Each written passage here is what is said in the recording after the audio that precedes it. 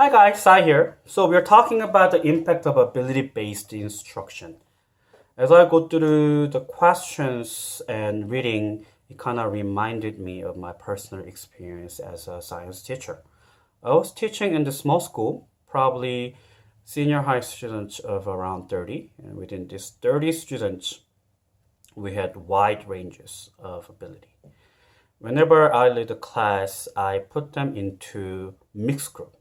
My expectation was high ability students can lead a team and learn from each other. And I was hoping they give me a good work. But as I recall the result, most of the time it ended one of these two ways. One, if they give me a good work, the high ability students did about 90% of the work for whatever reason, and rest 10% was covered by the rest of the team members. If it doesn't end well, the students got into arguments and they ended up giving me incomplete work or low quality work, which would damage their grade.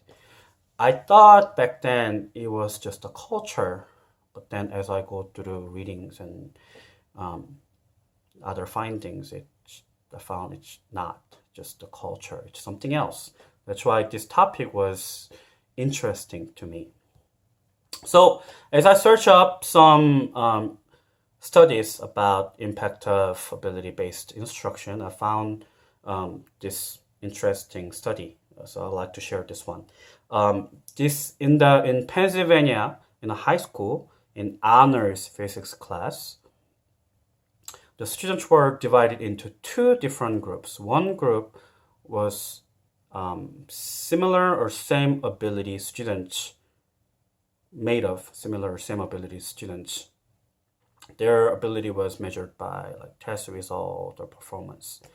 The other group was mixed group, so mixed ability, the high ability students and relatively low ability students. And the researchers were giving the students to work on series of difficult problems. And as the students were solving these problems as a group, the researchers were looking basically two things: their achievement, how many problems do they solve, how much do they achieve, and their social interaction. Interestingly, when students were when a group was consisted of same or similar ability, they gave better achievement, higher problem solving rate. And as they solved problem, they were having conversation, debate, and discussion. So everybody participated as equal human being. On the other hand, the mixed group didn't only give lower achievement. Their way of solving problem was a little different.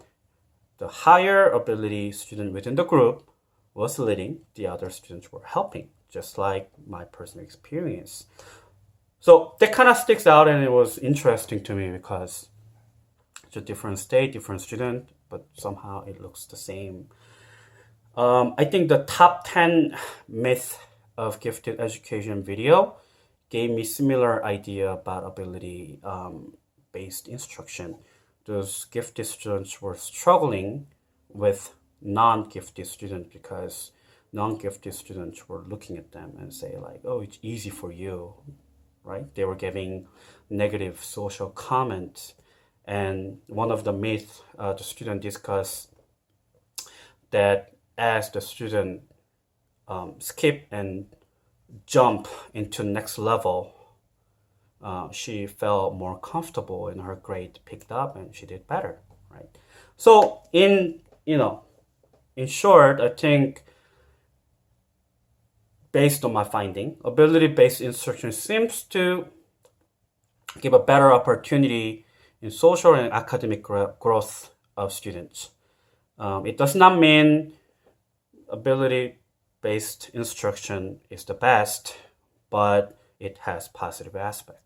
So that was what I found. Thank you for watching. If you have a question, please let me know. And I hope you guys have a good rest of the week. Bye.